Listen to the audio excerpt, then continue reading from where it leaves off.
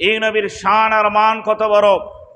কিতাব খুললে দেখা যায় খাসাইসুল কুবরা আলিস সুয়ুতি, আল্লামা জালালউদ্দিন সুয়ুতি রহমতুল্লাহ আলাইহির লেখা কিতাব, যিনি তিনার জিন্দিগিতে ৭০ বারের অধিক আল্লাহ রাসূল সাল্লাল্লাহু আলাইহি সাল্লামকে স্বপ্নযোগে দেখেছেন। সুবহানাল্লাহ।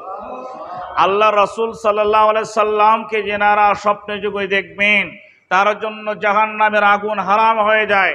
জালালউদ্দিন সুয়ুতি এমন একজন আল্লাহর ওলি, যিনি তাফসিরে জালালাইন লিখেছেন, বহু সংখ্যক কিতাব লিখেছেন।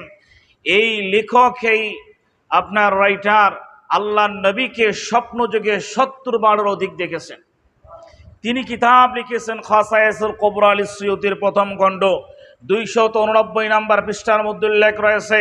হাদিস নিয়ে এসেছেন রাবি সালমান ফারসি রাদিয়াল্লাহু তাআলা, তিনি বলেন আল্লাহ রাসূল সাল্লাল্লাহু আলাইহি ওয়াসাল্লামকে জিজ্ঞাসা করা হলো, ইয়া রাসূলুল্লাহ, আল্লাহ সুবহানাহু ওয়া তাআলা ইব্রাহিম পয়গম্বরকে খলিল রূপে গ্রহণ করেছেন, ঈসা রুহুল্লাহকে রুহুল কুদুস পবিত্রতম আত্মা থেকে সৃষ্টি করেছেন, আল্লাহ সুবহানাহু ওয়া তাআলা মূসা কালিমুল্লাহর সাথে কথা বলেছেন, আল্লাহ সুবহানাহু ওয়া তাআলা আদম পয়গম্বর আলাইহিস সালাতু ওয়াস সালামকে মনোনীত করেছেন, প্রথম পয়গম্বর হিসাবে পৃথিবীতে পাঠায়া দিয়েছেন।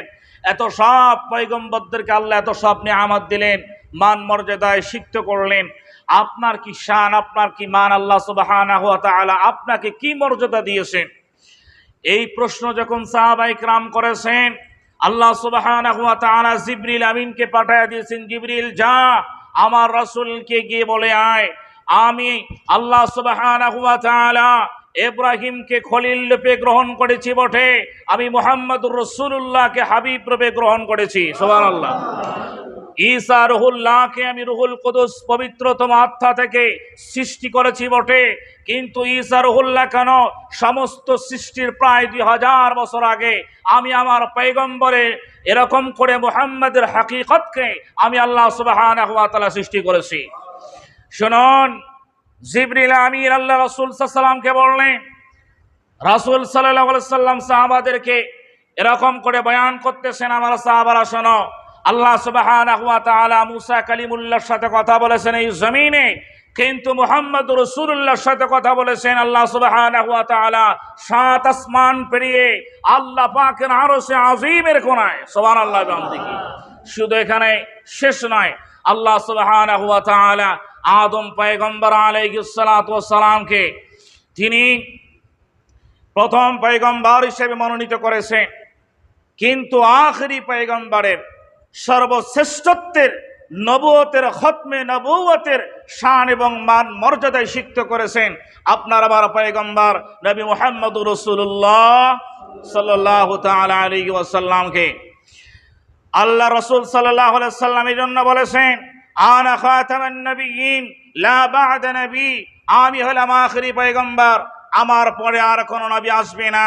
যদি কেউ কোন কুলাঙ্গার আল্লাহর নবীর পর্দা নেওয়ার পরে, ইন্তেকালের পরে কেউ যদি বলে আমি আখেরি পয়গম্বর, সে ভণ্ড ছাড়া আর কিছু হতে পারে না, ঠিক না?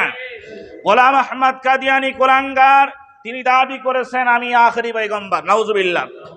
এবং তেনার অনুসারী কিছু কিছু আমাদের বাংলাদেশেও আছে, বিশেষ করে পঞ্চগড় অঞ্চলে। এখানে একটা সুন্নি কনফারেন্স করবেন, এখানে একটা তাফসীর মাহফিল করবেন, সেখানে আপনার সত্য কথাগুলো তুলে ধরবেন, দাওয়াত ও তাবলীগের কাজ করবেন। সেই গোলাম আহমদ কাদিয়ানীদের অনুসারীদের কারণে করা যায় না।